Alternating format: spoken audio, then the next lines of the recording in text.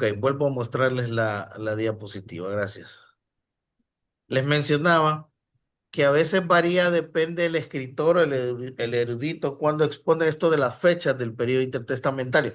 Comúnmente nosotros entendemos por los 400 años de silencio el periodo intertestamentario que va desde la última profecía descrita en el Antiguo Testamento, cerca del 420-430, hasta Juan el Bautista.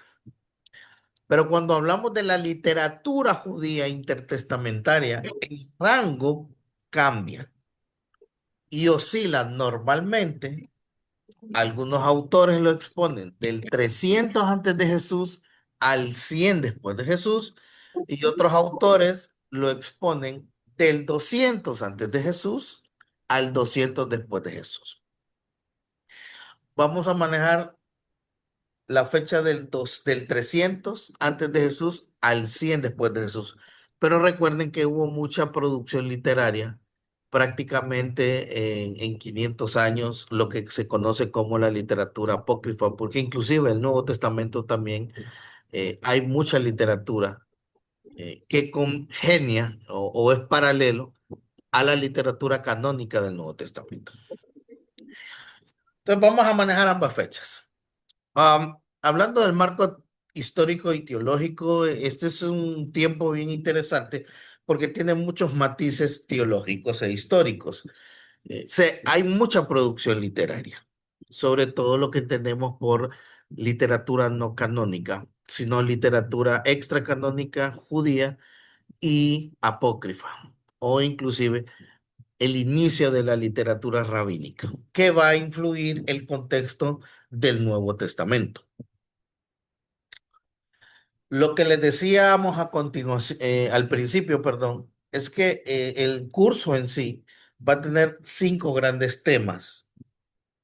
Hoy vamos a abordar la historia del periodo intertestamentario, que hay una presentación, por cierto, en su Classroom, que ustedes la pueden descargar para mantener cómoda material adicional. Vamos a hablar de conceptos claves y la clasificación de la literatura apócrifa, incluyendo el tema del canon del Antiguo Testamento. Aquí en el enfoque 2, en el programa número 2. De ahí se espera que para la tercera sesión o el tercer viernes vamos a hablar de la literatura deuterocanónica, lo que nosotros comúnmente conocemos como apócrifos, y su clasificación por géneros literarios, textos históricos, textos sapienciales. Como tema 3 vamos a entrar a lo que es la literatura apocalíptica intertestamentaria o lo que se conoce como la escatología judía, que hay mucha producción literaria bajo este enfoque, que también es una línea política religiosa. Y finalizamos con la Septuaginta y la literatura rabínica. Básicamente, hermanos y hermanas, esos son los 5 grandes temas que vamos a abordar en todo el curso, para que ustedes tengan una idea por dónde nos vamos a ir. Lógicamente vamos a hablar algunos elementos de historia que conectan el Nuevo Testamento, pero también el Antiguo Testamento, cómo conecta con esto de la literatura judía intertestamentaria. Hablando de este enfoque número 1, o tema número 1 que vamos a abordar, que es la historia del periodo intertestamentario, que comúnmente se le conoce como los 400 años de silencio. ¿Por qué tenemos que hablar de esto? Para entender la producción literaria en el periodo entre los dos testamentos. Por eso el curso se llama Literatura Judía Intertestamentaria, no literatura judía canónica, porque no vamos a hablar del Antiguo Testamento en particular de los libros. Sí, a modo general, yo lo voy a acercar a lo que sucedió previo al PI, que se le conoce al periodo intertestamentario, pero no vamos a abordar la literatura canónica, sino la literatura intertestamentaria que comúnmente se le puede conocer como apócrifa o pseudoepígrafa. Y todo eso lo vamos a aclarar a medida avancemos en el curso. Este periodo, que se conoce como el periodo intertestamentario, algunos, y también cambia el enfoque, va a depender del que escribe estos temas, porque algunos consideran que el periodo intertestamentario inicia en el siglo V antes de Jesús, precisamente después de que los judíos regresan del exilio y están bajo el dominio persa, y termina un siglo después de Jesús. Siempre se varía.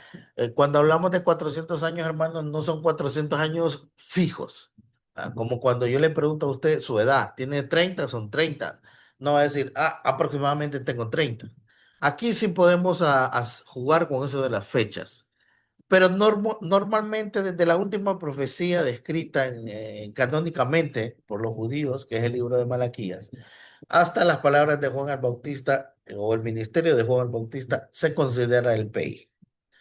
Otros, inclusive se van más allá y hablan de que el PI termina con Juan el Apóstol o la destrucción de Jerusalén por parte de los romanos el año 70. Entonces, eso varía. Pero más o menos ustedes entiendan que todo este periodo es desde la era persa hasta aproximadamente la destrucción de Jerusalén el año 70. O sea, en la época de los romanos. Los 400 años de silencio, que es una representación, ¿verdad? No es tanto simbólico, pero es una representación de lo que va a suceder. Es una época crucial y de transición en la historia del pueblo judío y de lo que se conoce como el mundo mediterráneo.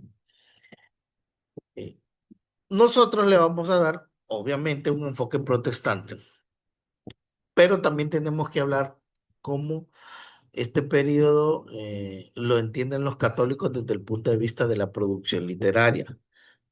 Porque lo que nosotros hablamos del libro deuterocanónico se produce en esta época. En este tiempo hay profundas transformaciones sociopolíticas, culturales y religiosas que van a marcar a lo que se conoce como los judíos, previo a la llegada de Jesús para los cristianos. Recuerden que la llegada de Jesús es un tema meramente cristiano. Los judíos que sí creen en el advenimiento del Mesías no consideran a Jesús como el Mesías prometido, primero en el Antiguo Testamento y segundo, cómo se desarrollará esa ideología a través del periodo intertestamentario. Entonces, la llegada de Jesús es más el enfoque cristiano que judío. Este periodo también se le conoce como el del silencio profético, ah, porque no se levantaron profetas al estilo del Antiguo Testamento. Un Isaías, un Jeremías, un Miqueas, un Samuel, un Natán. No, no hay tal levantamiento según los mismos registros judíos de ese tipo de profecía. Entonces, se le conoce también como el ceso de la voz profética a este periodo. Recuerden que ya no hay monarquía y muchos de los profetas hacen su ministerio profético en la corte de Israel, pero ya no hay tampoco. Algunos que se levantaron no surgieron como profetas, algunas personas, como por ejemplo los macabeos o los hijos de Matatías, que fueron de alguna manera un bastión representativo para el ideal judío. Entonces se le conoce como un periodo de silencio profético. Para el protestantismo y para el catolicismo, este silencio profético se reanuda con Juan el Bautista, o por lo menos la figura de Juan el Bautista toma este enfoque profético del Antiguo Testamento, similar, pero hasta ahí. No vamos a hablar de si sigue o no, porque ese sería otro tema. La cuestión es que los judíos tampoco reconocieron a Juan como un profeta al estilo del Antiguo Testamento, aunque sí reconocían su autoridad, porque inclusive incomodó tanto a Herodes que lo mandó a ejecutar. Insisto, hay una transformación histórica de Israel y todo lo que es el mundo conocido, porque también es la transición del periodo griego helenista al periodo romano. Previo, otra transición que se da, el periodo persa al periodo griego. Entonces, todos esos cambios influyen en las naciones que han sido dominadas por estos grandes imperios. El periodo intertestamentario también se le conoce como un puente teológico entre el Antiguo y Nuevo Testamento. Estos siglos son un nexo entre la tradición hebrea y el surgimiento del cristianismo. Insisto, esta es una visión cristiana del periodo intertestamentario, permitiendo comprender mejor el contexto en el que se desarrolla el ministerio de Jesús y los apóstoles a partir del año 30 después de Jesús. Bueno, hablando del término intertestamental, en la concepción protestante, que inclusive hoy en día se toma de Jerónimo, el que tradujo la Vulgata Latina, se identifica el Antiguo Testamento como el idéntico a la Biblia hebrea, hablando que ahí es donde termina no solo la producción literaria, no solo la voz profética, sino que de ahí hay un periodo de silencio. Desde la cuestión histórica se comprende más o menos desde la época del Nemías o la profecía de Malaquías en el 430 hasta el 30 después de Jesús, pero yo les hablé de el 70. Podemos extenderla hasta el 70.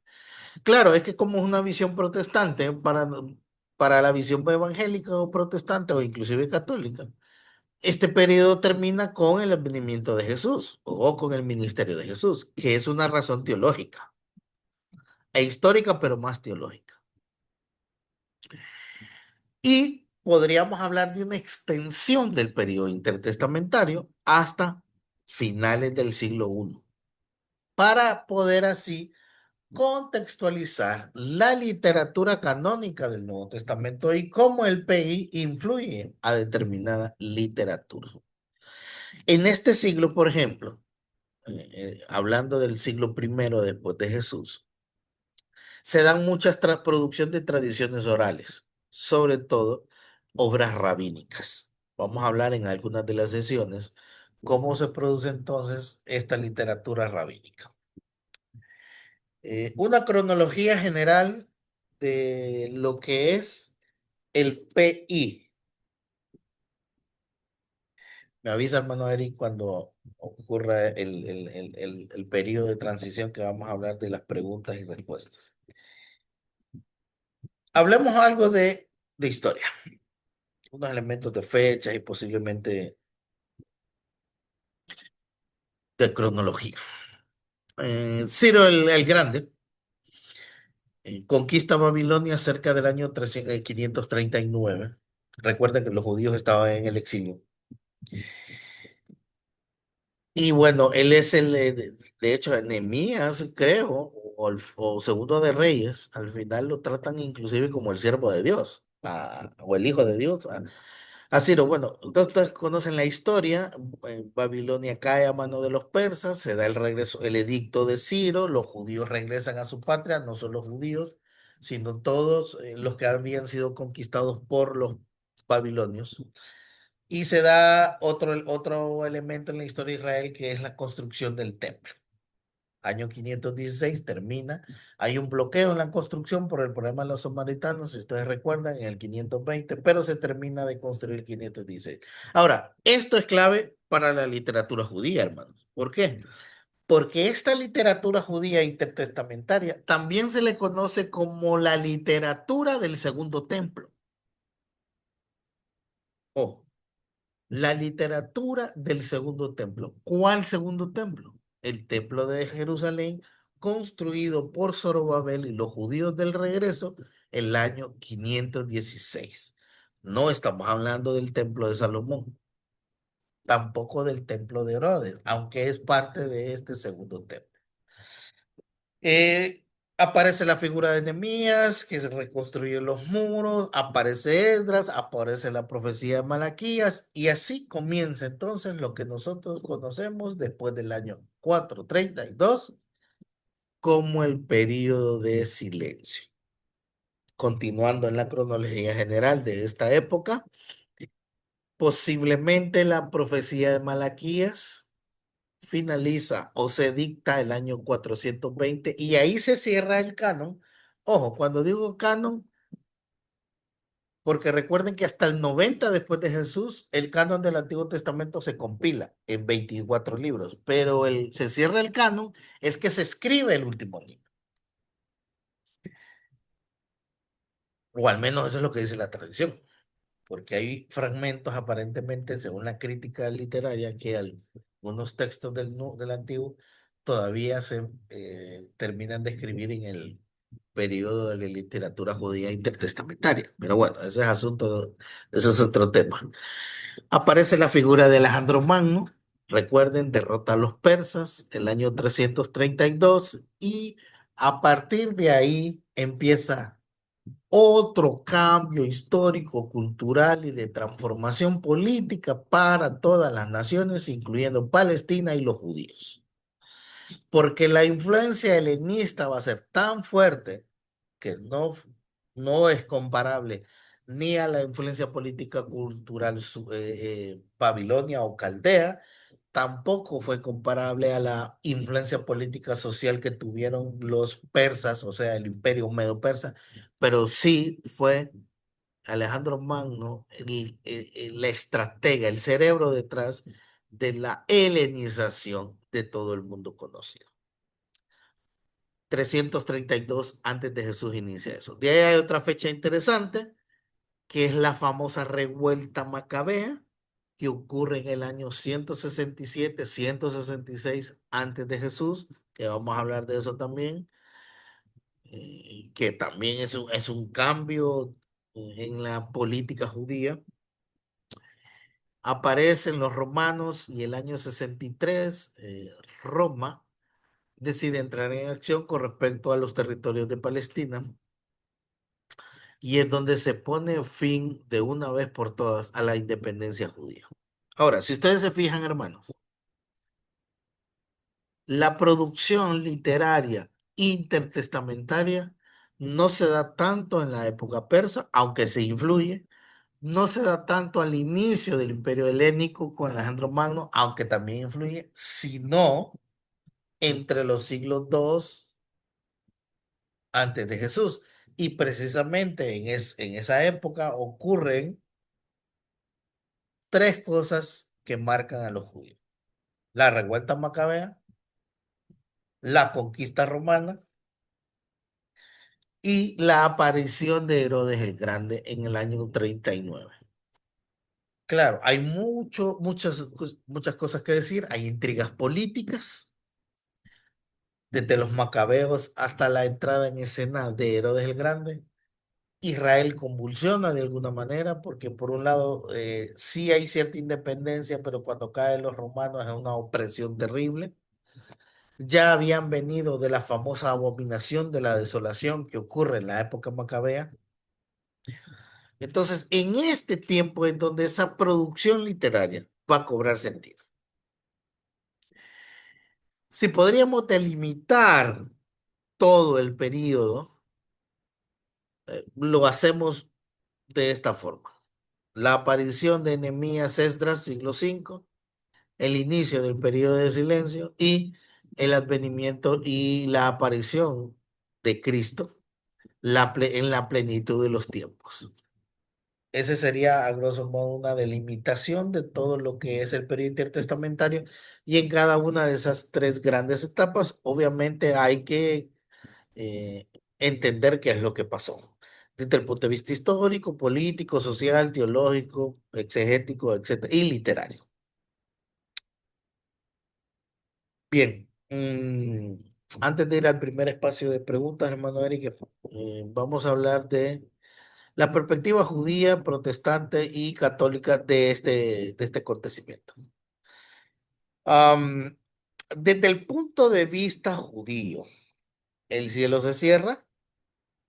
Es una época en donde cesó la comunicación directa de Dios a través de los profetas, y es la tradición rabínica que considera que el Espíritu Santo se retira de Israel. Y son ellos los que empiezan a escribir dicha palabra para mantener el ideal israelita, el ideal judío del Mesías. Porque la esperanza judía en la época del periodo intertestamentario se va a centrar, amados hermanos y hermanas, en el ideal mesiánico.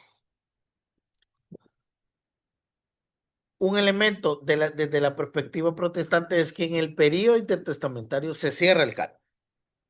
Se cierra el canon, definitivamente. Pero en la perspectiva católica, el canon sigue abierto porque aparece una serie de literatura que después forma parte del canon católico, que es el periodo donde se produce la literatura deuterocanónica, o sea, la literatura del segundo canon, que es obviamente contemporánea con este tema de la literatura judía apócrifa intertestamentaria. En realidad, vamos a hablar de que es similar o es casi idéntica. Bueno, recuerden, los judíos regresan del exilio babilónico, ya no hay templo, la ciudad está destruida y empiezan a reconstruir la comunidad. Y la comunidad judía se establece bajo cuatro pilares. Número uno, la repetición de la ley o enseñar nuevamente la ley. La reconstrucción de los muros y de la ciudad. La vuelta al culto, que es un elemento interesante, la vuelta al culto, y obviamente que tiene que ver con la construcción del templo. Entonces, esas son las bases de la comunidad judía después del exilio. Desde el punto de vista teológico, recuerden que ellos siguen esperando a el Mesías.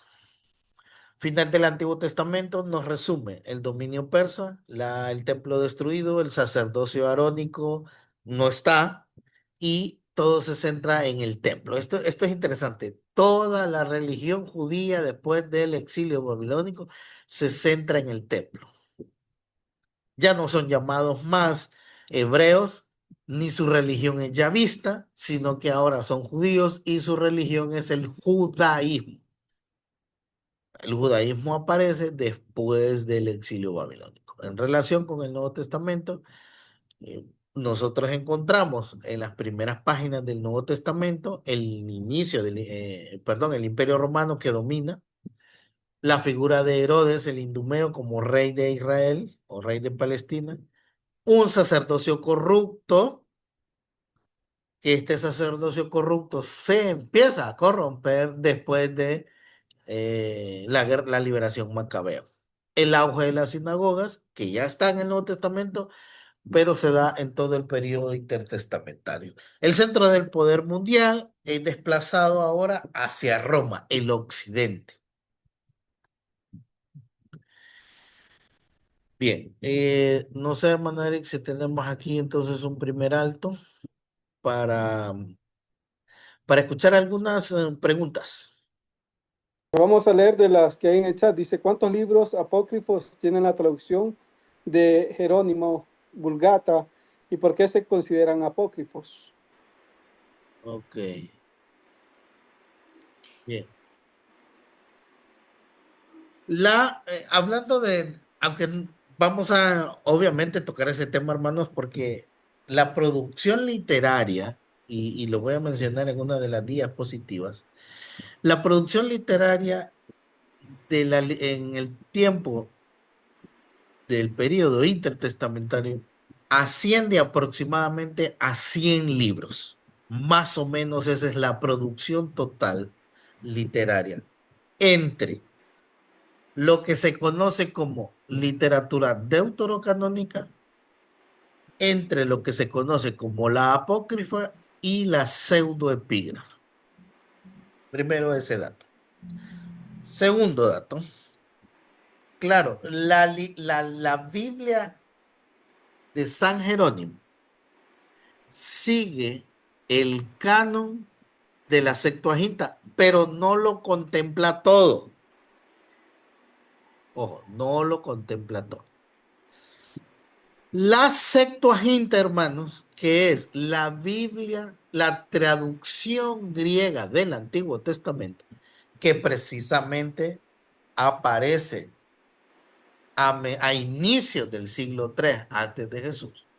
Esta Biblia, aparte de traducir los libros canónicos de la Tanakh, introduce otra serie de libros que incluyen lo que los católicos llaman deuterocanónicos y lo que los protestantes y católicos llamamos apócrifos. Aquí viene mi otra respuesta. Y lo quiero aclarar desde ahorita, para el resto de la clase. Hermanos, hay al menos tres tipos de libros. Los canónicos, que ya los conocemos, desde la visión protestante, canónicos, solo son 39 del Antiguo Testamento. 24 aparecen registrados en la Tanakh, pero son los 39 nuestros. Ok, esos son los canónicos. La Septuaginta agrega 7 que se llaman deuterocanónicos desde la visión católica, pero la Septuaginta no solo agrega 7, agrega otra serie de libros que esos tanto para el catolicismo como para el protestantismo se llaman apócrifos o pseudoepígrafos. Quiere decir, hermanos, desde la visión católica hay tres tipos de libros: canónicos, deuterocanónicos y apócrifos. Desde la visión protestante, sobre todo la visión no erudita protestante, están los canónicos y los apócrifos. Hasta ahí. Apócrifos o pseudoepígrafos. Todos los protestantes, o la mayoría de los protestantes evangélicos, llaman a los libros que no son canónicos apócrifos. Apócrifo significa oculto, ¿verdad? Escondido. En relación a eso, Lick, hace Adelante. una pregunta aquí también. Dice, ¿por qué los católicos creen en los libros apócrifos? Los católicos, en la producción de San Jerónimo, es un proceso histórico. Recuerden que están involucrados los padres de la iglesia. Ahora, les quiero decir algo, otro detalle importante. La iglesia primitiva tuvo acceso a los libros apócrifos y deuterocanónicos y los usó. Y algunas comunidades entre los siglos I, II, III, antes del año 396, en un concilio que establece los 27 libros del Nuevo Testamento, la iglesia primitiva usa los apócrifos y los deuterocanónicos. Inclusive hoy en día, la iglesia copta, o sobre todo la etíope y la armenia, tienen en su canon un libro muy famoso, el primero de Enoc. La apócrifa fue utilizada por la iglesia primitiva. San Jerónimo toma los deuterocanónicos o todos los libros que están en la Septuaginta, pero solo selecciona 7. A los demás le llama apócrifos, fíjense bien.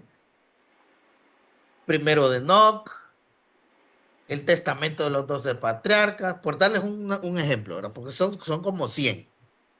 Entonces, la San Jerónimo, la Vulgata, solo toma 7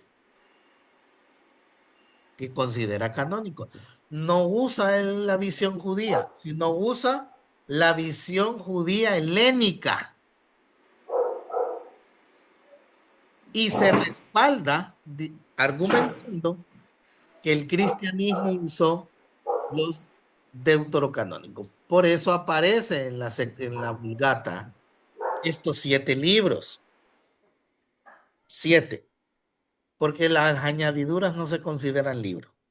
La añadidura a Daniel y a Esther, que son diferentes a la protestante, no son libros, sino que son añadiduras. Entonces, Jerónimo le llama apócrifo a esos otros libros, no los toma en cuenta, sino que toma en cuenta esto. Por cierto, diferentes tradiciones, algunos argumentan, por ejemplo, para darles un determinado punto, que Macabeo fue escrito en hebreo, bueno, según alguna tradición, lo cual no está del todo definida esa hipótesis. Lo otro, insisto, es que el cristianismo utilizó. Pero no estoy hablando de lo que escribieron el Nuevo Testamento, porque solo hay casi 2 referencias, Judas y Segunda de Pedro. Pero el cristianismo primitivo, el cristianismo de 2, 3 siglos, sobre todo la iglesia de línea oriental, utiliza los apócrifos. En una de las clases vamos a estudiar un libro que se llama El Tercero de Baruch, donde hay una historia famosa que se parece a un libro y a ver si me dicen qué libro es. Yo voy a decir la historia y ustedes me dicen a qué se parece. Según Baruch, el ángel Gabriel lo lleva al primero, al segundo, al tercero, al cuarto y al quinto cielo para que vea la gloria de Dios. ¿Y eso a qué se parece, hermano? A lo de Pablo. Al Apocalipsis de Juan, donde a Ah, Juan yo se le pensé que a lo de lleva Pablo. al primero, al segundo y al tercer cielo. Miren qué interesante. Y Baruch es un libro contemporáneo con el Apocalipsis y la literatura del Nuevo Testamento. Entonces, vean que, observen que con este ejemplo podemos entender el punto de partida de que la apócrifa fue usada. Pero bueno, eso es más adelante. ¿Algo otra Hay una pregunta. pregunta? Sí, hay alguna pregunta relacionada. Vamos viendo, dice, ¿qué tanta autenticidad tendrán los libros apócrifos si estos armonizan con el canon bíblico que conocemos? Y la otra, con relación a lo que está diciendo, si el libro de Esther, de la traducción Reina Valera 1960, que usamos los protestantes, se considera como apócrifo. Uno de los argumentos que usa el protestantismo es que la apócrifa no fue usada por Jesús y los apóstoles. Pero entiendan algo, hermano. El hecho de que Judas y Segunda de Pedro tengan una referencia a 2 libros distintos, en realidad no le quita nada de inspiración.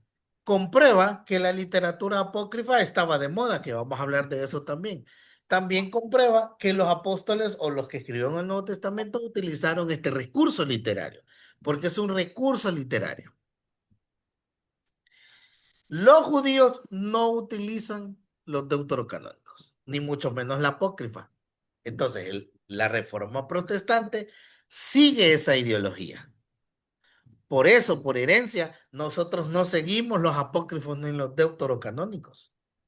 Y lo otro, lo que les acabo de comentar, es que la iglesia y los judíos establecen los libros canónicos como inspirados. Entonces no llaman a este tipo de literatura inspirada. La cuestión es que la literatura apócrifa y pseudoepígrafa es muy novelística, es muy mística. Son relatos que no se parecen a los relatos de los de los canónicos, ya sea del Nuevo o el Antiguo Testamento. Y la literatura apócrifa pseudoepígrafa responde más a una eventualidad histórica, que es la crisis que tienen los judíos. Entonces, los protestantes o los evangélicos no seguimos la apócrifa por razones de que se toma en cuenta la decisión judía. Y lo otro es que el Nuevo Testamento no utiliza la apócrifa. Ahora, sí influye ciertas tradiciones cristianas, sobre todo en la iglesia de Oriente. Como les digo, todavía el libro de Primera de Enoc se lee en la iglesia etíope y en la iglesia armenia. Ahí está. Eric, ¿hay otra pregunta por ahí? Sí, el libro de Esther, sí, de la traducción Reina Valera, 1960, que usamos los protestantes, se considera como apócrifo. Y también una similar que habla, bueno, dice el hermano que si mal no recuerda, la Carta de Santiago, que sí pertenece a la Biblia, en la actualidad tuvo varios puntos en discusión para ser aceptado como inspirado, como canónico. Sí, ok. Hablando de Esther, hermanos, el libro de Esther canónico nuestro solo trae 12 capítulos, 12 o 10. A ver si me confirman. El libro de Esther en la Septuaginta y en la Biblia Vulgata trae 14, porque se le añade dos historias. Esas dos historias son consideradas por el judaísmo rabínico como literatura apócrifa o pseudoepígrafa, al igual el protestantismo así la considera. Entonces, la Reina Valera no trae la añadidura en Esther como sí lo trae el libro de Esther en las versiones católicas, ya sea latinoamericana, Dios habla hoy, etcétera, etcétera. Pero en la Reina Valera ni en las versiones protestantes de la Biblia aparece el libro de Esther añadido. Sí aparece Esther, pero no la añadidura. Al igual que Daniel, aparecen los 12 capítulos, 10 tiene, sí. Entonces, en la versión católica son 12. Igual Daniel, son 12, pero en la apócrifa son 14. La añadidura no aparece, hermanos, en la Reina Valera. Y lo otro tenía que ver con Eric. Con el libro de Santiago, que tuvo A algunos ver, problemas también pero para entrar como libro canónico. entiendo la pregunta, hermano, solo que nos estamos yendo como muy allá. Estamos hablando del periodo intertestamentario, no estamos hablando del canon todavía, mucho menos del canon del Nuevo Testamento. El problema de Santiago no tiene que ver con el canon, tiene que ver con la visión de Lutero sobre el libro, que fue criticado por los reformadores, sobre todo Lutero, por el tema de la justificación por las obras. Al contrario, Sensum, como dice Romanos, la justificación es por la fe, no por las obras. Entonces el problema de Santiago tiene que ver con eso. Algunos libros del Nuevo Testamento costaron que entraron al canon, como por ejemplo Judas y Segunda de Pedro y Apocalipsis, pero es lógico por el tipo de literatura, que es parecida a la literatura apócrifa y pseudoepígrafa.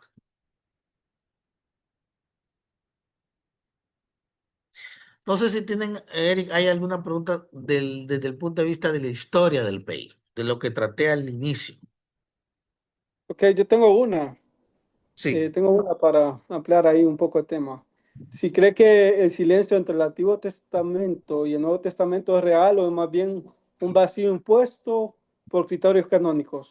O reformulando la pregunta, ¿realmente no hubo una revelación divina durante ese tiempo o es más una ausencia de libros proféticos canonizados?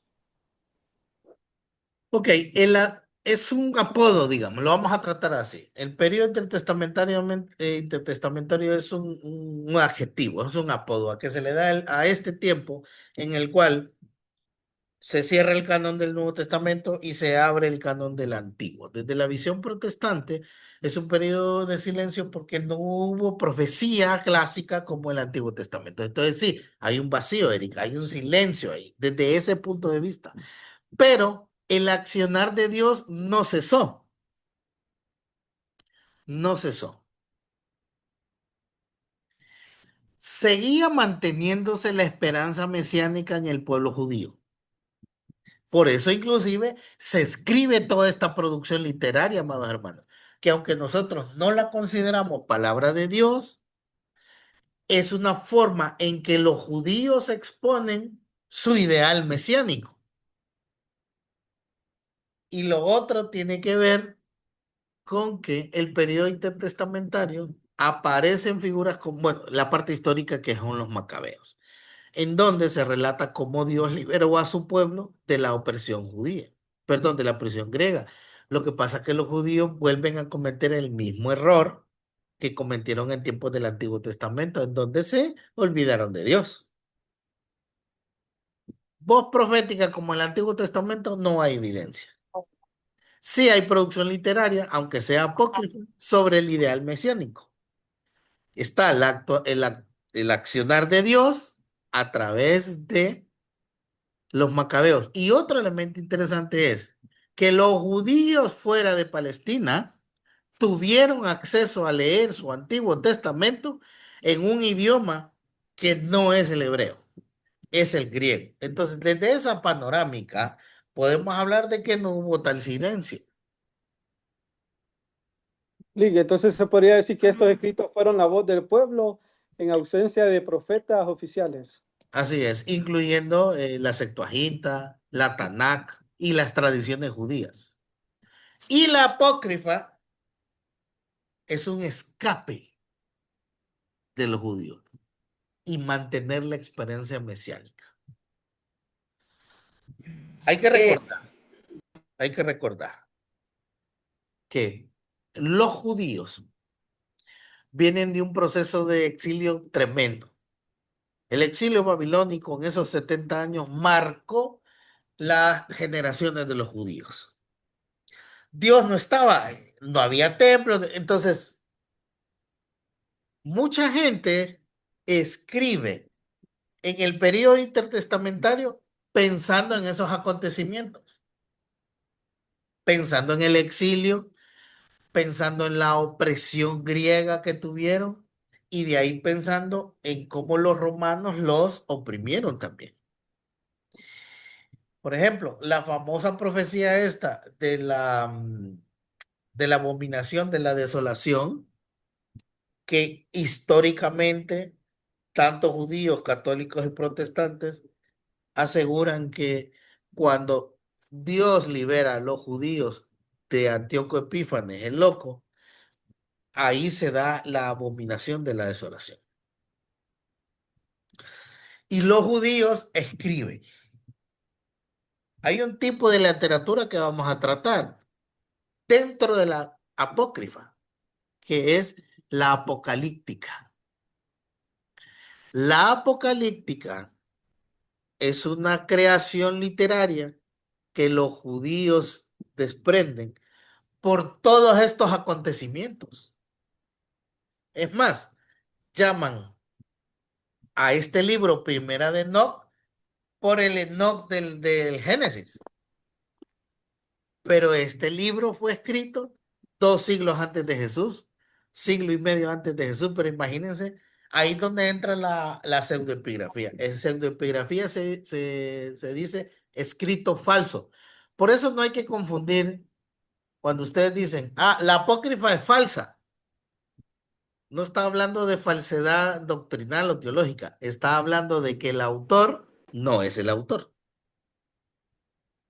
La pseudoepígrafa es falsa porque no escribió el primero de Enoc. Baruch no escribió el tercero de Baruch. Jeremías no escribió la carta a Jeremías. Todo eso es pseudoepigrafía. Entonces, vamos a estudiar también que la apocalíptica es como un book literario moderno. No sé si ustedes se acuerdan que hace unos años estuvo muy en boga en la época moderna. Ya voy a contestar la pregunta de Alejandro Magno. Estuvo en boga el tema de las novelas de vampiro. Eso es una moda. O el arte rupestre. O las películas de vaqueros. Esas son modas. Bueno, algo así similar. La gente empieza a escribir literatura apócrifa, tanto poética, histórica, narrativa, apocalíptica, porque responde a una moda. Y el ideal mesiánico, después de los macabeos, aparece. Vamos a ver cómo miraban el ideal mesiánico algunos grupos religiosos. Pero no me quiero seguir adelantando. Tengo una pregunta aquí, Eric. Hay una pregunta más Ok, con eso acerca cerramos de esta etapa. ok, acerca de la rebelión macabea, ¿en qué periodo fue? ¿Antes, durante o después del reinado de Alejandro Magno? ¿Y qué papel jugó Alejandro Magno en este periodo? Sí, gracias. La rebelión macabea ocurre, que no la hemos estudiado, la vamos a ver, ocurre en el año 166 antes de Cristo. Alejandro Magno muere en el 321. Quiere decir más de un siglo y medio después. No fueron contemporáneos ni Alejandro Magno ni los macabeos. Hay mucha distancia, hay una distancia de 150 años más o menos. Y lo otro es que el aporte de Alejandro Magno fue la helenización, que por cierto, la helenización afecta a los judíos de la diáspora, pero también afecta a los judíos de Palestina. La helenización era adoptar toda la cultura griega, los gimnasios, los saunas, la religión, los sacrificios helénicos, los Juegos Olímpicos, las carreras de cuadrilla, la lucha de los gladiadores, etcétera, etcétera. O sea, un montón de cultura que los judíos están así, ¿ve? ¿Y esto de dónde sale? Antíoco Epífanes se las quiere imponer. De hecho, se las impone. Entonces, los judíos fueron helenizados. Ese, esa reserva moral judía, vamos a llamarla así, está en manos de los piadosos, que más adelante son los fariseos. Los saduceos no son tanto la reserva moral.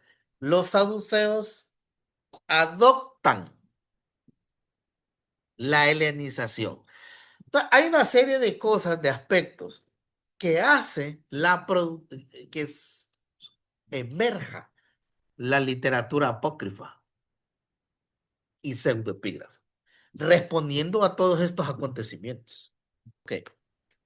Bueno, hablando de eso, antes de contestarle esa última pregunta, hermano, sobre las características, eso lo vamos a ver en el transcurso de las sesiones. No me quiero adelantar porque vamos a ver características de la literatura apócrifa, incluyendo los géneros literarios, narrativo, apocalíptico, sapiencial.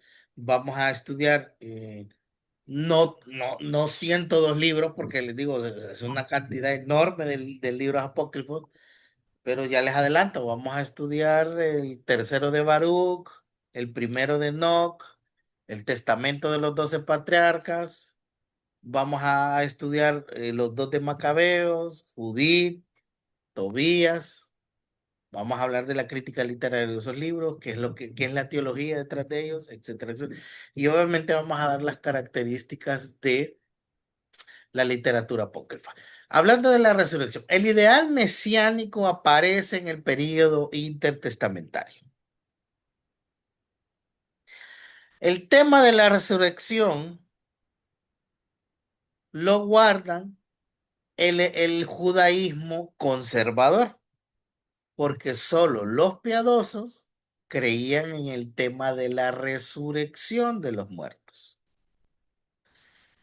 El helenismo, que influyó a los saduceos, por ejemplo, o sea, el ala liberal de las sectas judías, no creían en la resurrección de los muertos.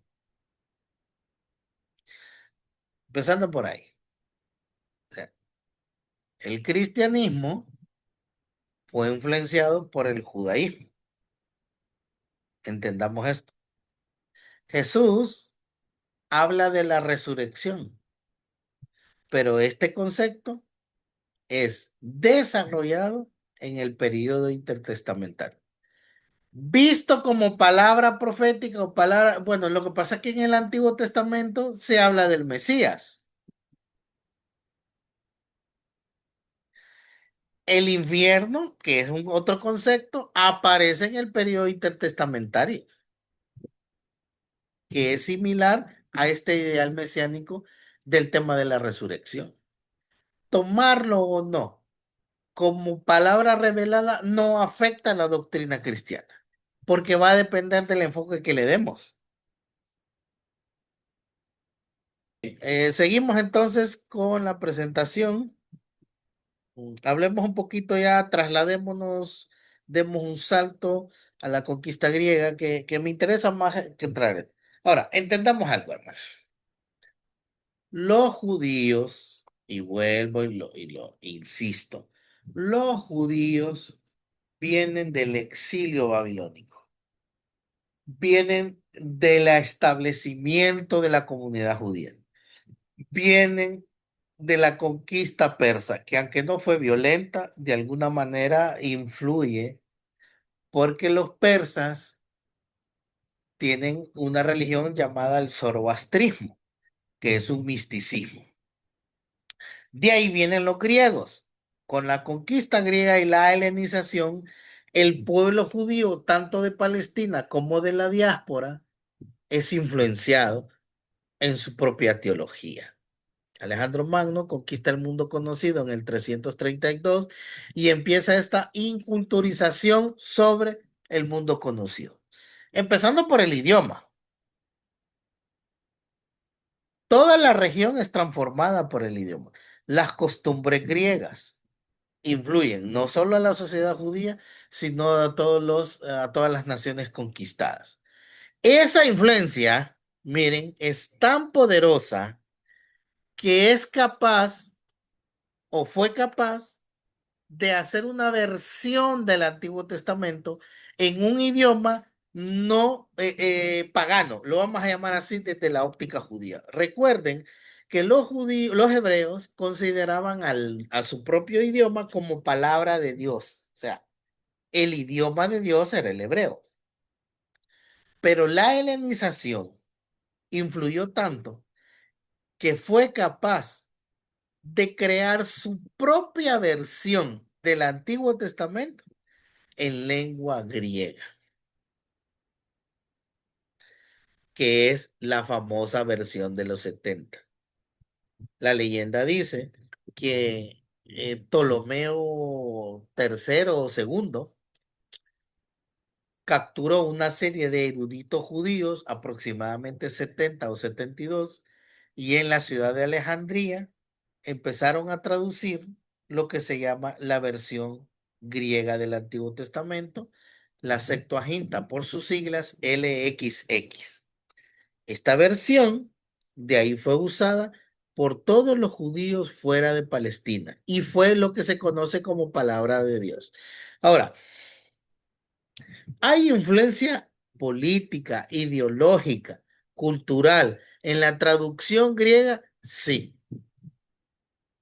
Definitivamente no podemos apartar la influencia política, social, cultural de la traducción de la Septuaginta, que también fue usada por los apóstoles de Jesús y por la iglesia primitiva para redactar el Nuevo Testamento, porque el Antiguo Testamento en hebreo no estaba disponible, en este caso, para los cristianos. Aunque algunos apóstoles, como Pablo, posiblemente él sí leyó hebreo, entonces usó la versión hebrea del Antiguo Testamento. La conquista y la helenización griega oscila entre el 331 y el 167 a.C. ¿Por qué hablamos del 167? Porque ahí es donde se da la crisis macabea. Ahora, una cronología básica de estos años, después de Alejandro el Grande, es primero, Antíoco Epífanes, aparece esta figura llamada el Loco. Este señor quería que todos los judíos adoraran a Zeus, el dios de los griegos. Prohíbe todas las prácticas judías y el que no se adapta a esta prohibición era sacrificado. De hecho, los libros pseudoapócrifos, perdón, macabeos y otros libros relatan cómo fue la atrocidad de Antíoco Epífanes. Hay algunas historias que dicen que una mujer está delante de Antíoco Epífanes, una mujer embarazada, y Antíoco Epífanes le ordena negar al Dios de Israel. Ella se niega y en vivo le abre su vientre, la parte en dos, muere ella y muere su feto. Es una historia que aparece en los libros apócrifos. Entonces, se intensifica la helenización. Miren, aquí es la gente forzada a la fuerza, si no se muere, a creer en la ideología helénica, en la cultura y en el griego. O sea, la gente es llevada ahí. Y aparece la famosa abominación de la desolación, profetizada por Daniel unos años antes. Antíoco Epífanes, y a esto es lo que se conoce como la famosa abominación de la desolación, sacrifica una cerda en el altar del templo de Jerusalén. Pero no solo hace un sacrificio de matar una cerda, sino que hay una serie de orgías sexuales, hay una serie de sacrificios dentro del templo de Jerusalén y empieza a perseguir cristianos. Entonces, imagínense, los judíos vienen de una dominación babilónica que quema el templo. Y de ahí vienen los griegos con los Ptolomeos y los Seleucidas, que de alguna manera ellos están peleando el territorio de Israel, pero cuando los Seleucidas están gobernando Palestina, entre el 175 y 164, aparece Antíoco Epífanes y hace todo esto en el templo. Entonces, los judíos hermanos tienen en su retina estos acontecimientos y por eso empiezan a escribir. A eso sumémosle la influencia del helenismo en su vida y en su literatura. Los gimnasios, los teatros, la filosofía. Hay historias en tiempos de Herodes que los judíos les da pena estar en los gimnasios. Aquellos judíos que coquetean con el helenismo, a eso me refiero, les da pena estar en los gimnasios porque recuerden que en los gimnasios y en en los saunas la gente andaba desnuda. Y obviamente en el caso de los hombres el prepucio es no, como los judíos creían en la circuncisión, se les notaba la operación en el prepucio, entonces la gente se burlaba de los judíos. También había una especie de racismo en contra de los judíos helénicos por parte de los griegos. Más de la influencia helénica en el mundo judío, aparece la lengua griega y hablamos de la traducción, el pensamiento filosófico, la universalidad de la cultura. Esto es importante, la universalidad, porque de hecho influye el Nuevo Testamento. De hecho, el Nuevo Testamento fue escrito en griego. ¿Transformó el mundo judío? Sí. El culto a Israel a Yahvé y la doctrina sobre el pecado y el perdón penetraron en la conciencia del mundo mediterráneo, mientras que los elementos de la cultura griega fueron asimilados por el judaísmo. Los griegos aportaron al mundo su amor a la belleza, el desarrollo de las artes, todo esto. Los gimnasios, los deportes. De alguna manera, el mundo judío conservador mantenía ese ideal israelita, el culto a Yahvé. A eso me refiero con esto. Pero definitivamente la influencia griega era tan poderosa que eh, el judaísmo fuera de Palestina fue absorbido. Propiamente hablando de la crisis macabea, que ya hablamos de eso, Antíoco Epífanes gobierna esos años y conquista. Ya les hablé que también había judíos. Es que algo interesante, en la época macabea o previo a la crisis macabea, también hay partidarios judíos prohelenistas. Estos que posteriormente se van a nombrar como los famosos saduceos. Querían tener el control, no querían quitarse esa influencia que les daban los griegos. Am, los griegos tienen el famoso concepto de la polis, la ciudad. Muchos judíos prohelenistas querían que Jerusalén se convirtiera totalmente en una polis griega. Exigían una constitución, la abolición de la Torá, ojo, la abolición de la Torá, que eso era, me imagino que para un judío no prohelénico era un sacrilegio. Los defensores de la tradición tenían entonces doble motivo para rebelarse. No solo la helenización forzada, no solo la influencia del culto griego, sino inclusive la desaparición del culto y suprimir la Torá. Aparece entonces la insurrección de Matatías y sus hijos. Matatías que era de descendencia del sacerdocio, junto con sus hijos, huyeron de Jerusalén, se reagruparon y empezaron una rebelión al estilo la resistencia nazi, en primer lugar, poniendo bombas, matando gente, poco a poco hasta que tuvieron adeptos. Y aquí es donde hay una historia que se parece a la historia de Gedeón. La historia de Gedeón dice que con 300 soldados, el pueblo hebreo derrota a los filisteos, que no sé cuántos eran en número, no recuerdo si dice jueces cuántos fueron.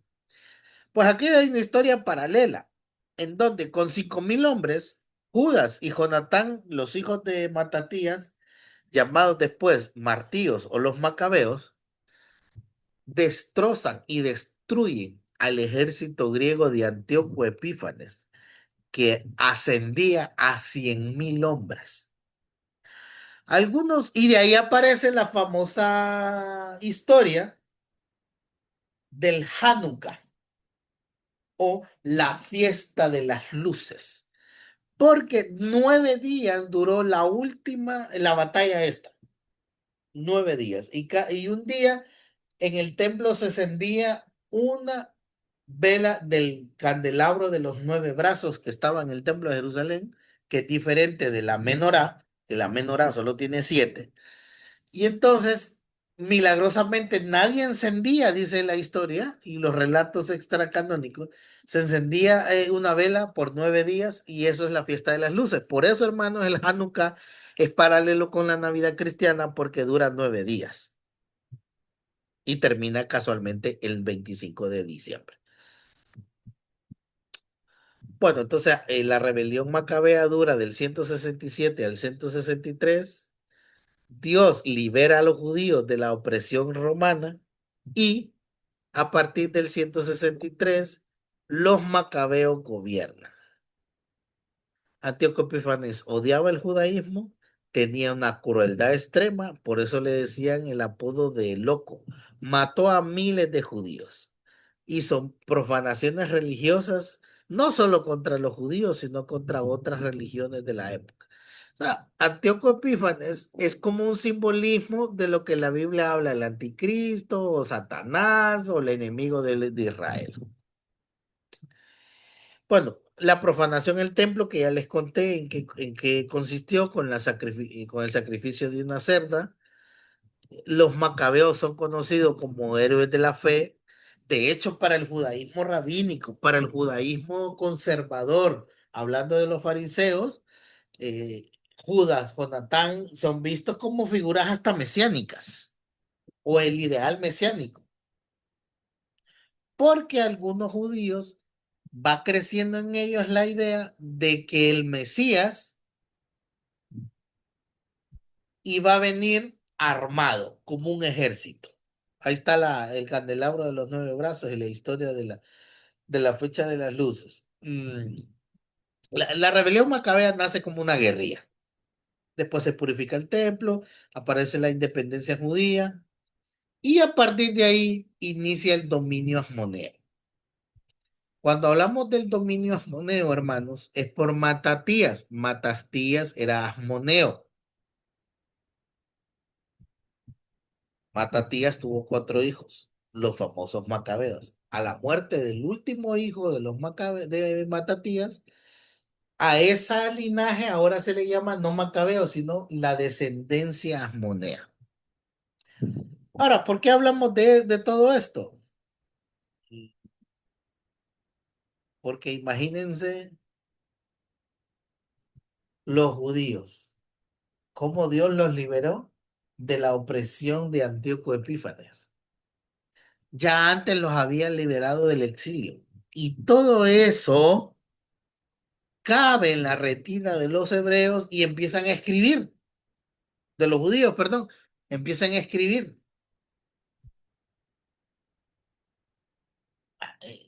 Aparece la famosa apocalíptica. La apocalíptica es vista como un desahogo. Es una literatura que lo vamos a ver, que de alguna manera es una válvula de escape para los judíos. la literatura apócrifa y pseudoepígrafa. Entonces, hermanos, hay una serie de libros que se empiezan a escribir. No les digo que son aproximadamente 100 libros entre el siglo II antes de Jesús y el siglo I o posiblemente el II. José y Asenat, que trata la historia del hijo de Jacob. Hay un libro, y lo vamos a ver, creo que es, sí, Primera de Enoc. Es una, y yo creo que les hice hasta la pregunta, no sé si a los del grupo les hice una pregunta previo a este curso que tiene que ver con, a ver si se acuerdan. ah, Eric, ayúdame con esto. La gente escribía sobre el texto bíblico y cambiaba. Glosa. Por ejemplo, hay un libro que es Primera de Enoc, que es vista como una glosa de Génesis 1, 2 y 3. En ese libro vamos a ver este tema de los gigantes, de los hijos de Dios. La historia en ese libro, cómo ocurre la rebelión en el cielo, los ángeles caen, se convierten en seres de piedra y después estos tienen a los gigantes. Ese tipo de relatos, por ejemplo. ¿Dónde aparece? Aquí. O sea, toda esta literatura es motivada por los desastres y las opresiones que han tenido los judíos, y otra parte de la literatura es motivada por el ideal mesiánico. Ok, ¿tenemos comentarios, preguntas?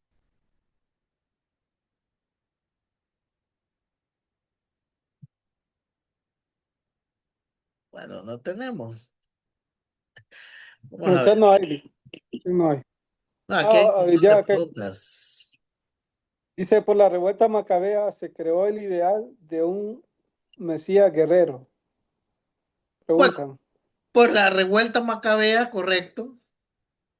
Y después aparecen grupos como los sicarios, los celotes. Barrabás era visto como un ideal mesiánico. Hay otro personaje que no recuerdo el nombre, que aparece en la época de Herodes el Grande, solo que esto es extrabíblico, no es canónico esta historia, que también era visto como un ideal mesiánico, porque trata de irrumpir esta política herodiana. Juan el Bautista también es visto como un ideal mesiánico. Los seguidores de Juan el Bautista pensaban que también era el Mesías. Claro, la Biblia no lo especifica así. Desde Judas Macabeo se va fortaleciendo el ideal mesiánico, desde los Macabeos. Porque recuerden, es una historia novelística, es una historia, wow, al estilo de como Dios abre el mar rojo, porque Judas Macabeo derrota al gran imperio griego de Antíoco Epífanes. Entonces, por eso algunos consideran, hermanos, que esa batalla en particular, es profecía, es palabra de Dios, es sinónimo de libertad. Dios interviene en la historia, así como intervino como en la época de David, con la época de los profetas, como en la época de los jueces, así Dios interviene en la época macabea y libera a los judíos de los griegos. Yo los tengo que invitar a leer el primer libro de Macabeos, tienen que leérselo todo para que vean esta historia de cómo Dios libera a los judíos de la opresión de Antíoco Epífanes, llamado el Loco. ¿Tiene paralelo con la teología de la liberación actual? Bueno, yo digo, hermano, no sé quién hace esa pregunta, que es más enriquecedora la profecía del Antiguo Testamento, o sea, la literatura de los profetas, es sinónimo de libertad. Esto, que también es libertad, verlo como un ideal de la teología de la liberación. Lo que pasa es que en algún momento, sí, la teología de la liberación agarró las armas. Y la teología de la liberación no solo utiliza la crisis macabea, utiliza los profetas de Israel para su tesis de esto de liberación. Pero el Éxodo es la máxima representación de liberación y de intervención.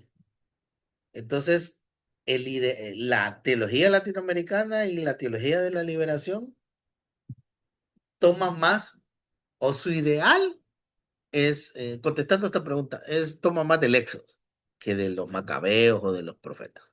Tengo otra pregunta por ahí, Eric. Vamos a Sí, ver. dice que si el Macabeo es el que aparece en la Biblia católica. Ok, sí. Depende qué versión tenga, porque hay unas versiones católicas que después de que termina Malaquías, hay una sección que dice deuterocanónico. Sí. Primera de Macabeos, que es deuterocanónico para los católicos y para la erudición protestante, así se le conoce. Ya para el resto del protestantismo lo vemos como apócrifo, pero el libro de primero de Macabeos, que aparece en las versiones católicas, en todas las versiones católicas, ahí aparece esta historia de Antíoco Epífanes y la liberación de los macabeos, de la opresión. ¿Qué impacto tuvieron los Bueno, movimientos? Ok, sí, sí esa pregunta. tuvieron un impacto, sí tuvieron un impacto. Primero, después de la revuelta macabea, se fortifican dos grandes grupos. Los prohelenistas, que después son los saduceos, y los temerosos, perdón, ay, ¿cómo que los fariseos, pero que tenían otro nombre, Hasidín, o no recuerdo el término. Eran como los piadosos, Hasidín piadosos. Los piadosos eran los conservadores, los que tenían el ideal del Antiguo Testamento, de la Torá, del templo. Entonces, ahí aparecen estos grupos. Posteriormente, los esenios, que los esenios creen más en la apocalíptica por su estilo de vida.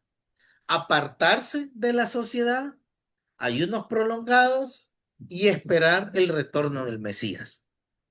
No entrar en batalla, como les digo, abstraerse de la sociedad. Aparecen los esenios, aparecen los herodianos, pero ya con Herodes en el año 20 antes de Jesús, que eran judíos partidarios de Herodes. Los escribas, según la tradición, aparecen después de Esdras, que eran los eruditos, los doctores en la ley. Que el Nuevo Testamento, hermanos, cuando leemos, se habla de los doctores de la ley, los escribas. Siguiente pregunta. Diga. Eh, Podríamos decir que los macabeos fueron más líderes políticos, militares o religiosos. Sí, Y es otra una sola pregunta anexada a combinación. esta, No, es una sola cómo se combinación. logró la independencia judía después de No, cómo es que se logró la independencia judía después de la revuelta no, macabea? la independencia judía se da con cuando Judas Macabeo vence a Antíoco Epífanes y se restituye el culto. Ahí se da la independencia judía. Después muere el último hijo de Matatías y el sacerdocio, que son los descendientes de Matatías, hacen un gobierno político religioso. No es político, no es religioso. Y la centralidad de este gobierno es el templo. Por eso en tiempos de Jesús, todo tiene relacionado con el templo. Entonces, es un gobierno político religioso. Si ustedes leen la historia, porque también hay otros documentos de la historia de la descendencia monea, se van a dar cuenta que los judíos están como estos políticos de Honduras o los políticos de Latinoamérica, que se están agarrando de las greñas por ver quién ejerce el liderazgo.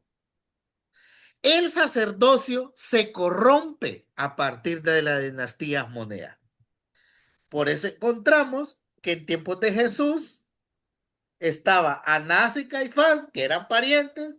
Es que eso no es nuevo. En la época de los macabeos, de los descendientes de Amón, se da. Hay intrigas políticas. O sea, realmente, si podemos decir que hubo liberación, espiritualidad, retorno a Dios, básicamente solo es en la época de los cuatro hijos de Matatías, que son los macabeos. Pero ya después, pura intriga política. Se restableció el culto, sí, pero por eso le caen los romanos, porque hay una serie de pleitos. Un hermano quiere matar al otro hermano, un tío quiere matar a un sobrino,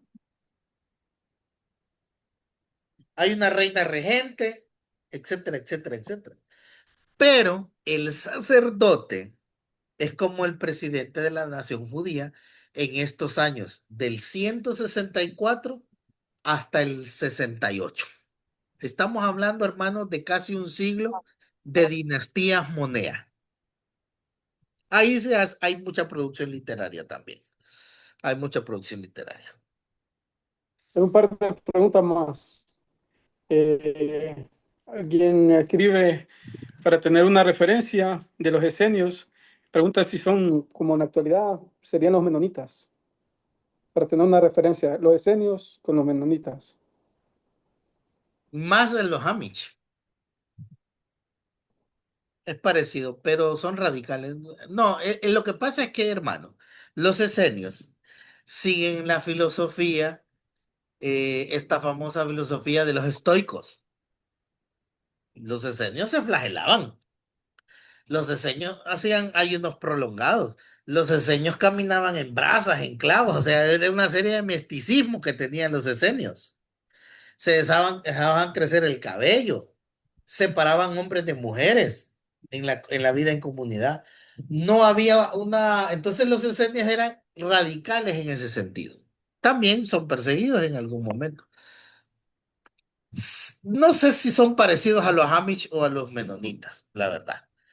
Porque a pesar de que estos grupos cristianos son radicales de alguna manera, no llegan al extremo y no se parecen en nada a los esenios, sobre todo por la filosofía. Pero también ellos tienen un ideal mesiánico. Todos estos grupos tienen un ideal mesiánico. Ok, hay un par de preguntas más y tal vez podemos abrir micrófono, porque veo que quieren algunos hablar.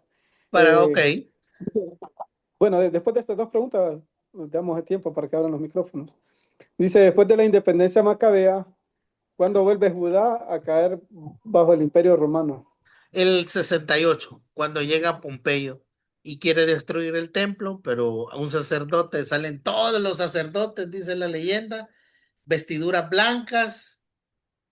Y eso se parece inclusive a un relato del Apocalipsis, porque entra Pompeyo con su ejército a Jerusalén en caballo blanco y aquel enorme ejército, y salen los sacerdotes vestidos de blanco y se arrodillan enfrente de Pompeyo y le piden que no destruya Jerusalén. Y eso es lo que ocurre. Uno- Pompeyo no. Y a partir de ahí, los romanos toman el mando de Palestina. Pero no la destruye, casi la destruye. Ok, una pregunta más. ¿De qué manera las sinagogas se convirtieron en centros claves de enseñanza y culto en ausencia del templo?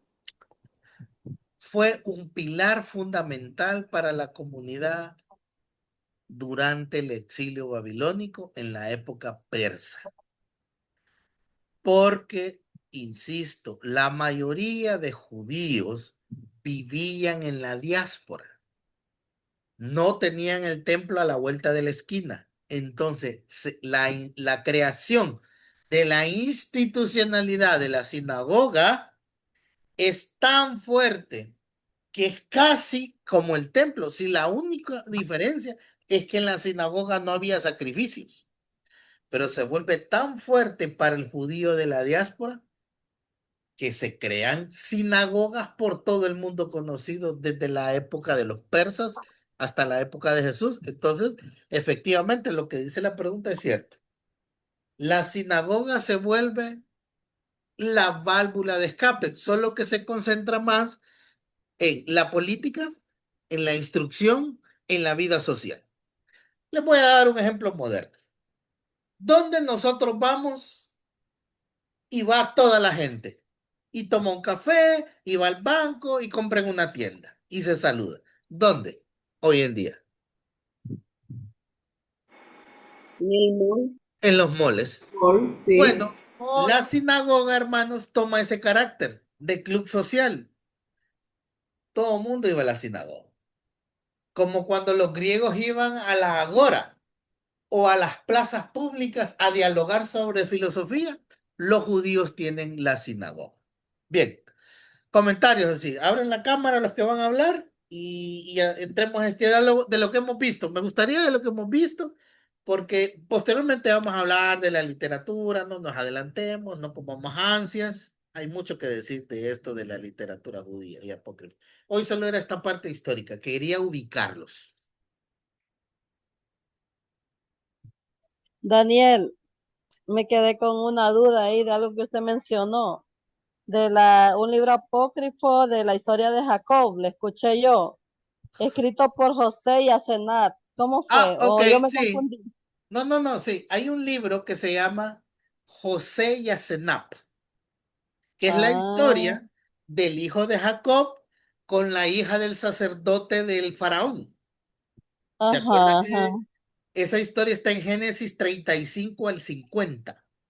Pues hay un libro ajá. apócrifo, hay un libro apócrifo que se llama José y Asenat. Es una historia Ah, ok. novelística, romántica. eh, Tipo la película que hemos visto. Pues sí, más o menos así. Estas novelas brasileñas toman mucho de los apócrifos y de la literatura ahí pseudoepígrafa. Entonces sí, Ah, es una ok. novela, es una novela. Como les digo, no solo hubo literatura apocalíptica, sino hubo novelas de amor, filosofía, historia. No solo se escribió sobre el ideal mesiánico. No les digo que son como más de 100 libros. Bueno, me cuesta enumerarlo, porque si incluimos a los deuterocanónicos, tenemos Macabeos 1, Macabeos 2, Macabeos 3, Macabeos 4. Los dos primeros aparecen en la Septuaginta y son deuterocanónicos en la Biblia católica y los otros dos en la apócrifa. Tobías, Judith, Baruch el uno, Eclesiástico, Sabiduría, aparecen en la Septuaginta, son los deuterocanónicos, pero aparte de eso aparece el Testamento de los 12 patriarcas, el Apocalipsis de Abraham, el Apocalipsis de Moisés. Alguno de ustedes les hizo una pregunta sobre el libro de Adán y Eva. Yo no sé si se acuerdan que en el chat, tanto en el chat del curso libre como en el chat de la licenciatura, yo les escribí una pregunta porque hace como un mes estuve leyendo ese apócrifo y Eva se lamenta por haber probado la manzana y tiene temor porque la historia es que Adán se enferma y Set, el hijo que le queda a Adán, porque ya había muerto Abel y Caín se había exiliado, Eva y Set van a la frontera del huerto del Edén a buscar una medicina para curar el cuerpo de Adán, por ejemplo. Y ahí en ese diálogo con Set, Eva le dice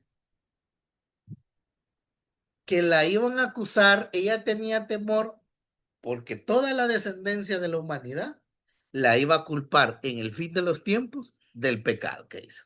Pero eso es un relato apócrifo. Pero es interesante.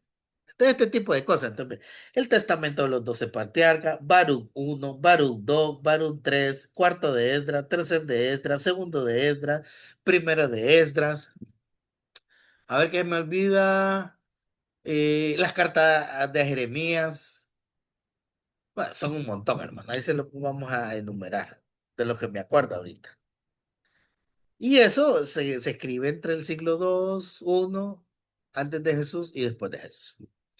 Ok, ¿algún comentario, hermanos, en general? Hermano, entonces los macabeos en esencia son muy importantes porque ellos fueron los que, ¿cómo se llama? Ellos liberaron pues a Israel, hicieron que el culto volviera, que se volvieron a la parte espiritual, se puede decir, ¿verdad? Sí, liberaron del pecado de alguna manera, aunque no Ajá, motivado por ellos mismos, sino por la opresión externa a los sí, israelitas. Por eso los macabeos son vistos como figuras mesiánicas, ok, por la salvación que hicieron al pueblo judío. Hermanos, el pueblo judío estaban masacrándolo por todos lados. sí, Ya les conté la historia que aparece ahí en Macabeos. Aparece otra historia de un padre que enfrente de su niño lo asesinan al niño porque se niega al culto a Zeus. Entonces, un sí. montón de cosas. Hermano Molina, adelante. Mucho gusto.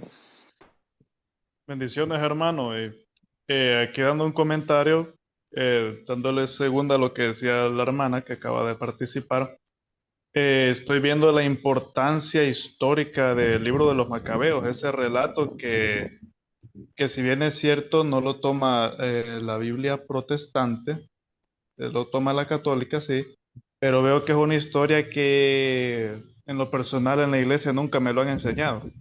Ni historia, bueno, hasta ahorita lo estoy escuchando aquí, y yo que he leído un poquito de internet, pero a nivel eclesiástico, bueno, en las iglesias donde yo he estado nunca me han enseñado algo así y veo que es o sea, es fundamental en la historia, el acontecimiento y veo que es una historia muy enriquecedora a nivel intelectual, académico, incluso hasta espiritual, Sí. diría yo, nos puede dar una lección.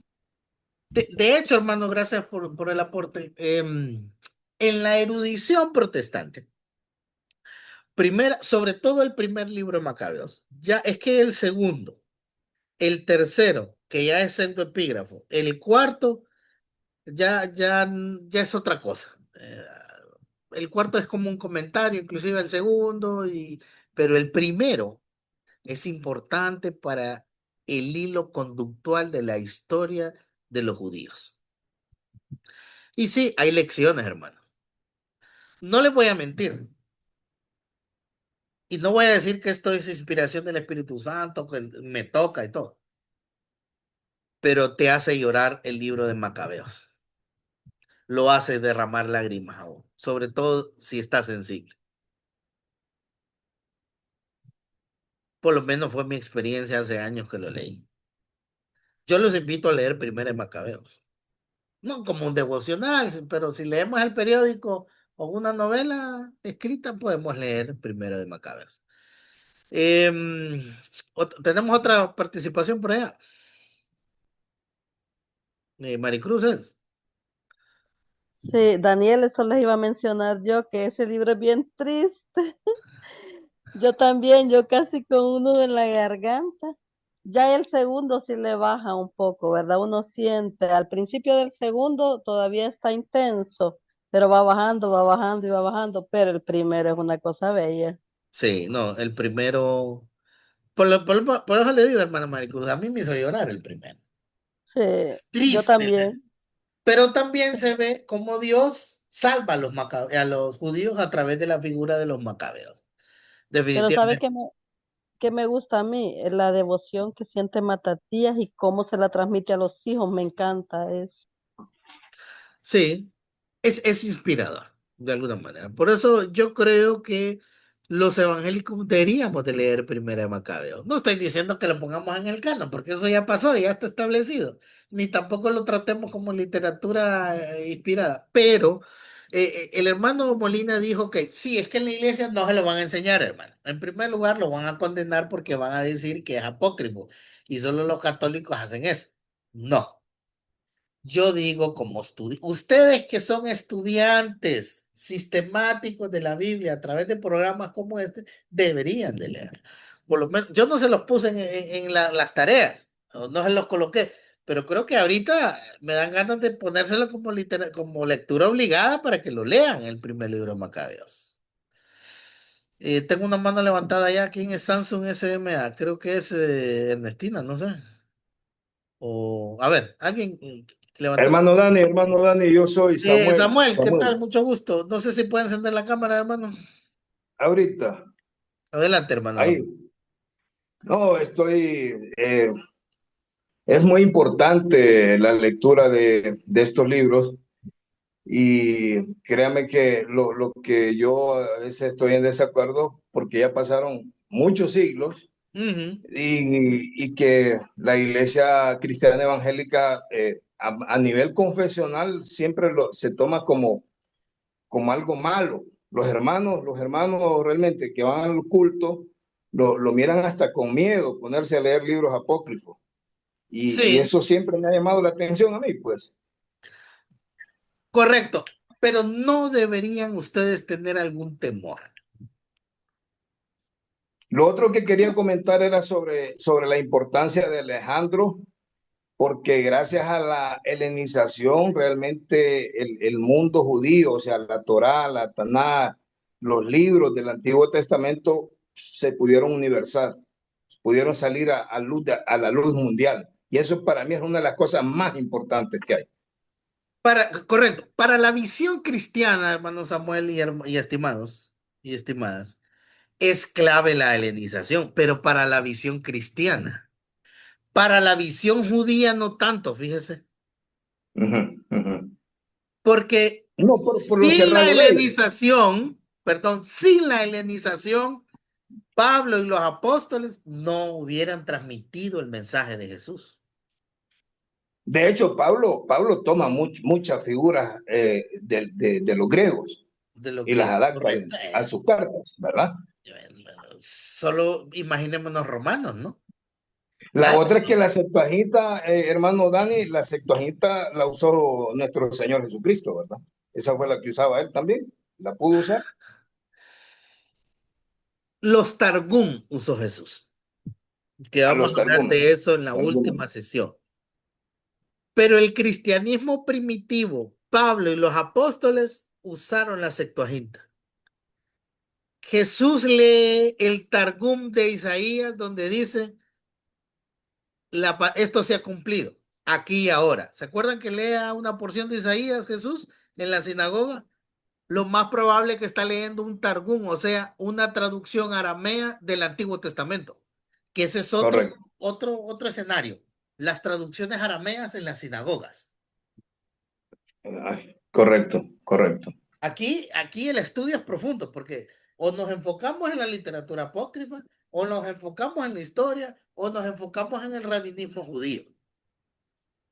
Hay mucho que Ujú. contar, la verdad. Es La un otra es que, proceso. digamos, Primera de Macabeo es un libro realmente histórico, hermano Daniel, Segunda de Macabeo, pero en ese conjunto de libros que se escribieron, muchos de esos no son históricos, ¿verdad? Muchos de esos No, libros son hay que leerlos con un espíritu de que no pensemos que todos los datos son históricos. con pinzas, con pinzas. De hecho, yo les voy a mostrar fragmentos de libros que están cortados porque se perdieron en la historia. Y entonces, tener una idea global del escrito a veces se vuelve muy difícil porque las traducciones de estos libros al inglés, al español, al alemán están cortadas. Algunos fueron escritos en griego, la mayoría, otros en arameo, posiblemente algunos en hebreo, pero también se escribieron otros en el etíope o en el armenio, idiomas antiguos que no estamos muy familiarizados con ellos. Y también que los manuscritos también a veces solo se encontraban pedacitos. Fragmentos. Tuvieron que Entonces hacer se ha armando un reconstruido. rompecabezas. Sí. Ajá. En sus tableros de Classroom, en la última semana, les coloqué Apócrifos del Antiguo Testamento, volumen 1 y 2, pero son 6 volúmenes. Wow. No se los quise poner todos, colocar todos. Pero si alguien los quiere, se los puedo compartir. Son 6 volúmenes.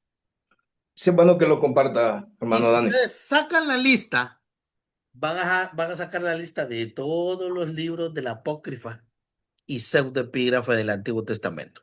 Uno de literatura sapiencial, otro de narrativa histórica, otro del Apocalipsis y otros tan ficticios, tan novelísticos como es la imaginación del ser humano. Los rollos del Hermano, Mar pero Muerto, también hay una pregunta ahí en el chat. Los rollos del Mar Muerto, hermanos, sirvieron no solo para respaldar los canónicos, porque también se encontró literatura apócrifa y pseudoepígrafa en el descubrimiento del año 1947 de los rollos del Mar Muerto. excelente, excelente, hermano Dani. La última, aquí me despido. Era tanta la opresión del pueblo judío con los macabeos que ustedes dieron testimonio de que casi lloraron cuando le estaban dando la lectura, que esa apocalíptica nace de ese clamor del pueblo judío de, de que están oprimidos, o sea, vienen oprimidos de un montón de imperios, desde el asirio, el babilónico, el otro, pero ellos tienen un deseo, pero hasta qué punto no era real o sí era real, pues, o sea, porque lo que tenían era una desesperación que querían que viniera el Mesías y que el reino se instalara, pero era un anhelo. Sí, es el ideal mesiánico. Ahora, tomemos en cuenta algo, hermano Samuel y el resto de la clase. La opresión macabea, la opresión de Antíoco Epífanes en la época macabea fue fuerte, pero de ahí vienen los romanos.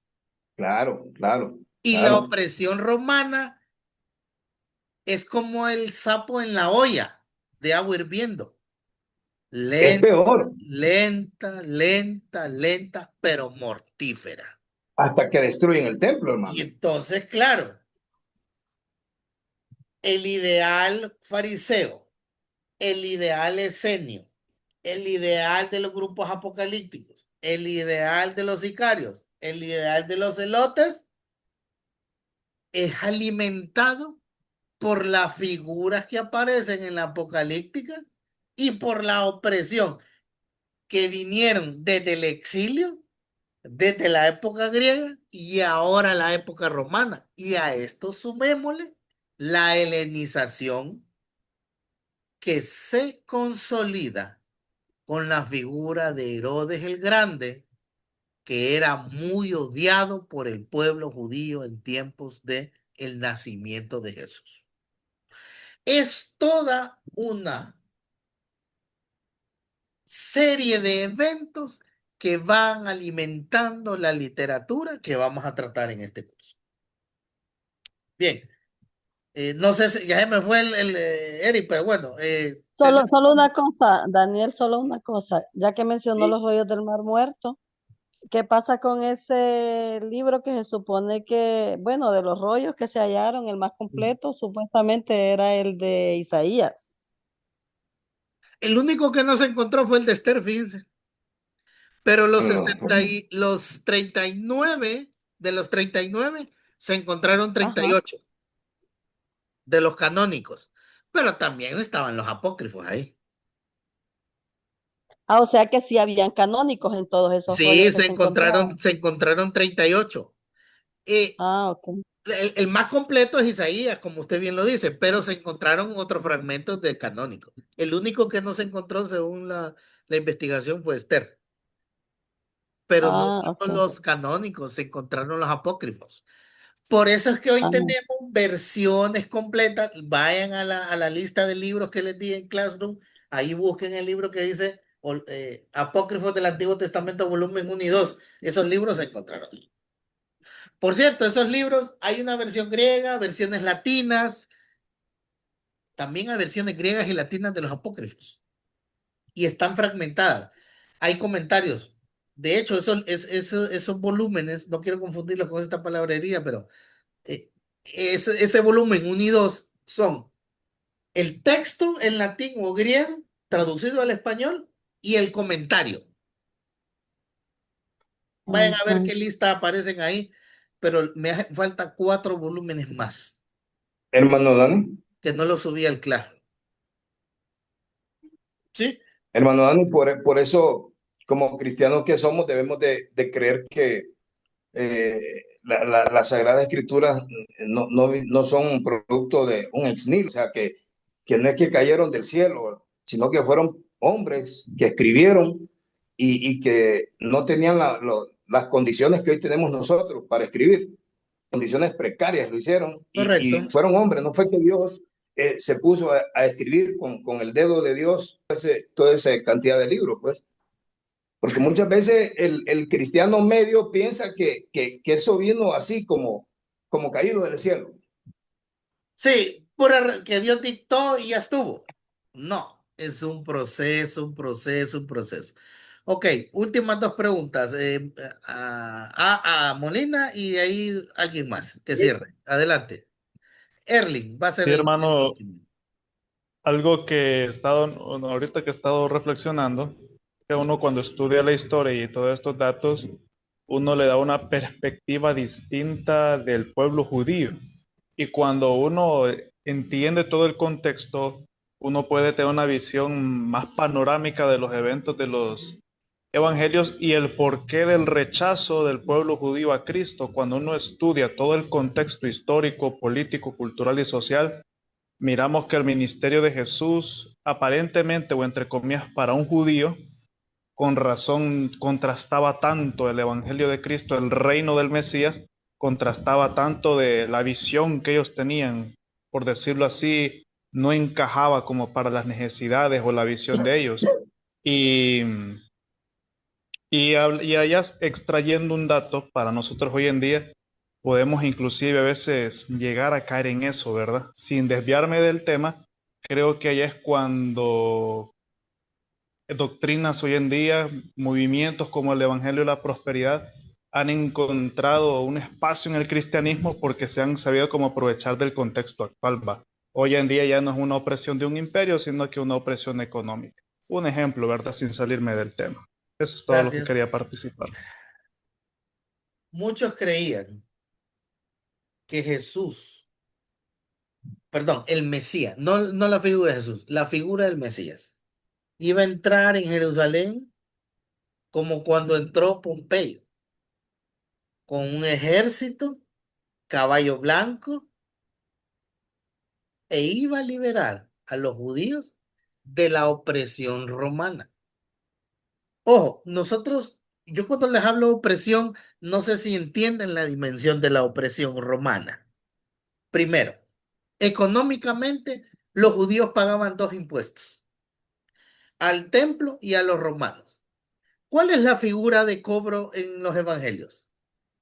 Los publicanos, que eran extorsionadores, que estos tipos cobraban para ellos, para los romanos y para otros. O sea, que a la gente, el Nadie los quería. campesinado judío previo a la venida del Mesías se vuelve tan pobre que se convierten en esclavos. Hay migración a la ciudad porque ya no hay ni fuentes de trabajo y aunque habían tierras, la gente no producía porque era esclava de otro. O sea, hay una situación social que también hay que analizar en tiempo de Jesús o previo al tiempo de Jesús. Entonces, el otro ideal del Mesías es alimentado por la apocalíptica, en donde a Jesús, perdón, es que no puedo dejar de relacionar, pero en donde el Mesías tiene que venir con un escatón, destrucción geográfica, física, porque porque ese es el ideal de la apocalíptica. La apocalíptica está relacionada con la escatología. Ojo, la escatología no es propia del cristianismo. Ya los judíos hablan de su propia escatología. Bien, hermano. Yo creo que aquí lo vamos a dejar. Erling tenía una última vez, rapidito, hermano Erling. Lick, fíjese que a mí me gustaría, usted dijo que los libros deuterocanónicos que tiene la Biblia Vulgata que es la católica, yo leí una historia Ajá. que en segundo de Macabeos, capítulo 12, que habla de la guerra de Judá, de la Macabea, la guerra macabea, que ese es el fundamento bíblico que usa la Iglesia Católica para hacer la dogma del purgatorio y de las indulgencias, ya que Judas, el hijo de Matatías, ahí hace un rito ora por los difuntos y hace un sacrificio. Por lo tanto, para mí es un libro apócrifo como protestante, porque este libro es uno de los libros que protesta Martín Lutero a través de la historia. Sí, así es.